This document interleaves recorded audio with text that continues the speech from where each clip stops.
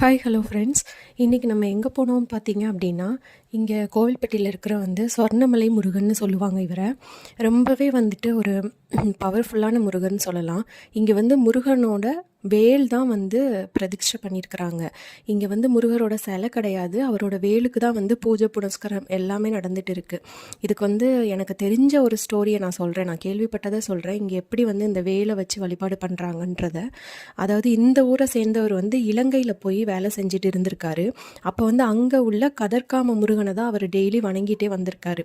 அப்போ அவர் அங்கேருந்து சொந்த ஊருக்கு திரும்பி வர சூழ்நிலை வரும்போது அவருக்கு ரொம்ப மனசு வேதனையாகவே இருந்துச்சான். இந்த முருகரை நம்ம பார்க்காம எப்படி இருக்க போகிறோம், நம்ம இவரை வணங்காமல் எப்படி இருக்க போகிறோம் அப்படின்னு நினச்சிட்டு இருக்கும் போது அவர் கையில் ஒரு வேல் வச்சுருந்தாராம். அப்போது அவருக்கு ஒரு அசிரேரி மாதிரி ஒரு கனவுல தோன்றி, உன்னோட இந்த வேலை நீ அங்கே கொண்டு போய் அதுக்கு கோவில் எடுத்து என்னை வணங்கு அப்படின்னு சொன்னாங்களாம். அதே மாதிரி ஒரு முனிவரும் இங்கேருந்து பிடிமண் எடுத்துகிட்டு போய் அங்கே போய் அதை கோயிலாக கட்டி வணங்குங்கன்னு சொல்லும் போது இந்த ஸ்வர்ண மலையில் உள்ள மலை மேலே இந்த முருகருக்கு ஒரு வேலை வச்சு வழிபாடு செய்ய ஆரம்பிச்சிருக்கிறாங்க.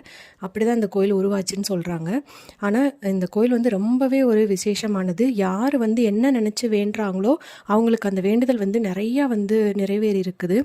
அவ்வளோ ஒரு பவர்ஃபுல்லாக இருக்குது இந்த கோவில் அதே மாதிரி குழந்தை இல்லாதவங்க அவங்கெல்லாம் கூட அந்த வேலுக்கு அன்னாபிஷேகம் செஞ்சு அந்த சாதத்தை சாப்பிடும்போது அவங்களுக்கு குழந்தை வரம் கிடச்சிருக்கு. பிஸ்னஸ் பண்ணுறவங்களுக்கு தொழிலெலாம் நல்லபடியாக விருத்தி அடையணுன்றவங்களுக்கு இங்கே வேண்டுதல் வச்சுட்டு போனால் வேண்டிட்டு போனால் நல்லபடியாக அவங்களுக்கும் சக்ஸஸ் கிடச்சிருக்குன்னு நிறையா பேர் சொல்கிறாங்க. நானும் இந்த முருகரை போய் லாஸ்ட் வீக் வேண்டிட்டு வந்தேன். எனக்கும் அந்த வேண்டுதல் நிறைவேறிடுச்சு. ஸோ அதனால தான் நான் இன்றைக்கி இதை வீடியோவாக எடுத்து போடணும்னு நினச்சேன். யார் யாருக்கு இந்த கோயிலுக்கு வர்றதுக்கு முடியுதோ அவங்கெல்லாம் தயவு செஞ்சு இந்த முருகரை வேண்டிட்டு போங்க. ரொம்பவே மலை மேலே இருக்கிறனால அதோட காற்றும் அதுவும் ரொம்ப ஒரு அமைதியான சூழலை தரும். இன்னொன்று மேற்கு தொடர்ச்சி மலையிலேருந்து வர காற்று, மூலிகை காற்று இந்த மலை மேலே படுறனால எந்த வியாதி இருந்தாலுமே சரியாகுதுன்னு சொல்கிறாங்க. ஸோ இந்த முருகரை இங்கே வணங்க முடியினவங்க வணங்கிட்டு போங்க. அல்ல மனசால் நினச்சாலே போதும், முருகர் கூப்பிட்ட குரலுக்கு வருவார். ஸோ மனசால் நீங்கள் நினச்சி வணங்கினா கூட உங்களோட வேண்டுதல் நிறைவேறும்.